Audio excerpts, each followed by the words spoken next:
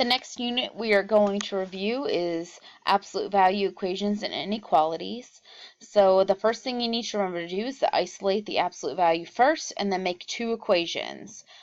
Then the inequality should have a number line answer, and you always have to remember to check your answer, not to make sure that you did a good job, well that is good and all, but you need to make sure that there are no extraneous solutions.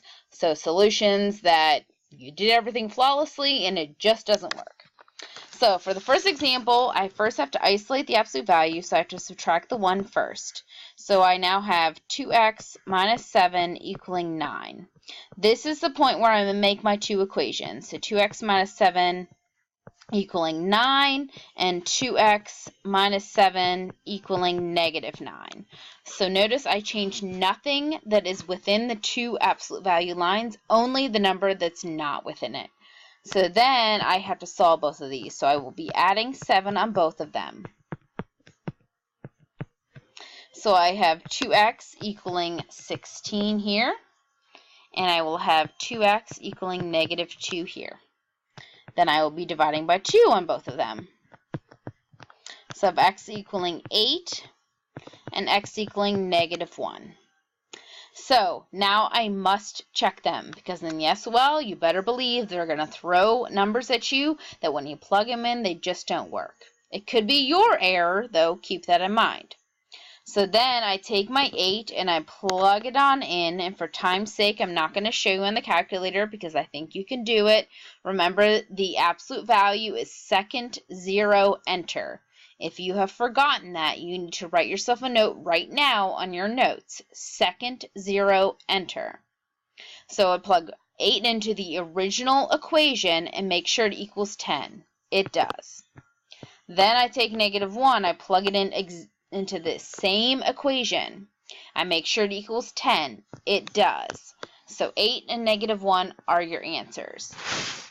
So whenever there's an inequality, you start off doing the same thing. So I'm going to subtract the 4, and I'm going to have 3x minus 1 equaling 5.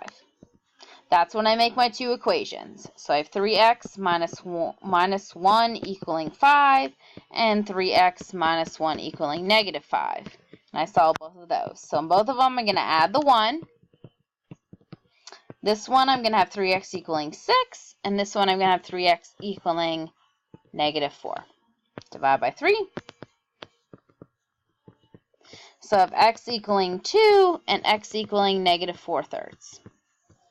For these ones, you do not need to check your answers unless you would like to. So I'm going to just put my answers on the number line, negative 4/3 and 2. It's going to be a closed dot on there because of that line that is underneath the radical right there. So I put closed dot on both of them. And then what I do is I check a number that's in between. It does not matter which number. If 0 is in between, that's usually what I check.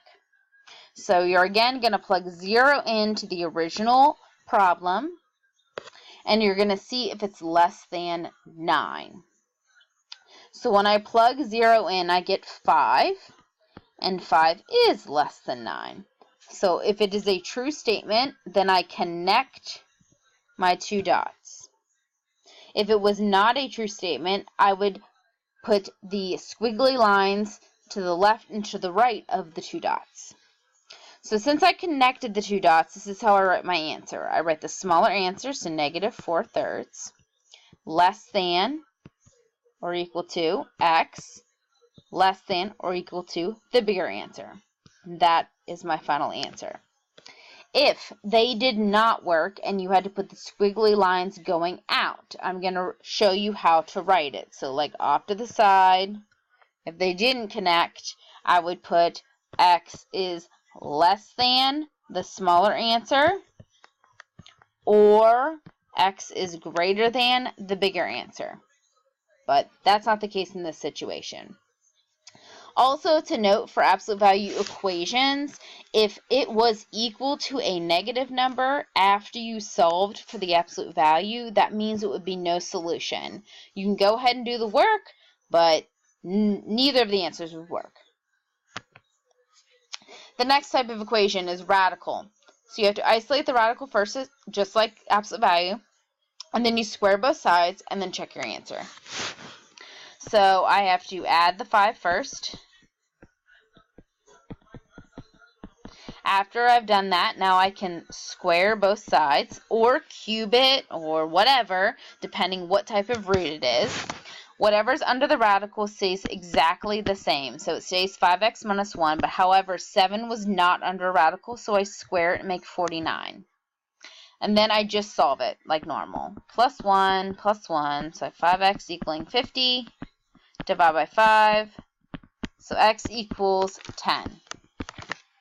So then you have to check it. So I plug it into the original equation, and I make sure it equals 2. Again, for time's sake, just trust me, when I plug it in, it equals 2. Last type is rational equations. Remember, you can cross multiply if there's only 2 fractions, but if there are more than 2 fractions, then you must find a common denominator and then solve the tops. Check to make sure when you plug your answer into the denominator that it doesn't equal 0, because sometimes that'll happen. For this first example, I can cross multiply because there's only 2 fractions. So when you cross multiply, remember to distribute.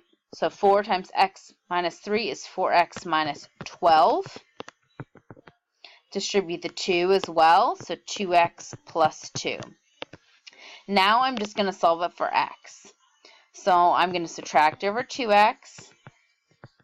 That gives me 2x minus 12 equals 2. I'm going to add over the 12. So I have 2x equaling 14, and then divide by 2.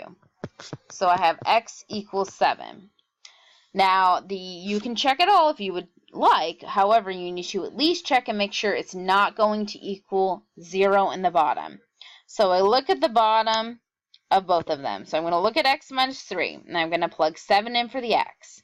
So 7 minus 3 is not 0, so good to go. Then I plug it into the bottom of the second one. 7 plus 1 is not 0, good to go. Doesn't mean you did all the right work, but at least it's not an extraneous solution.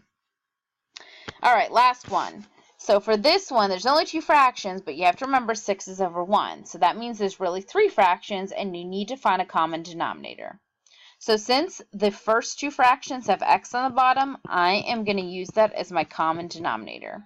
So that means the 3 and the 2 are not going to change at all. However, I need to multiply that last one by x.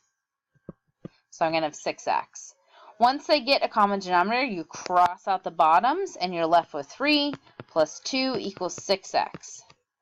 3 plus 2 is 5, so I have 5 equaling 6x, and then I divide by 6 on both sides.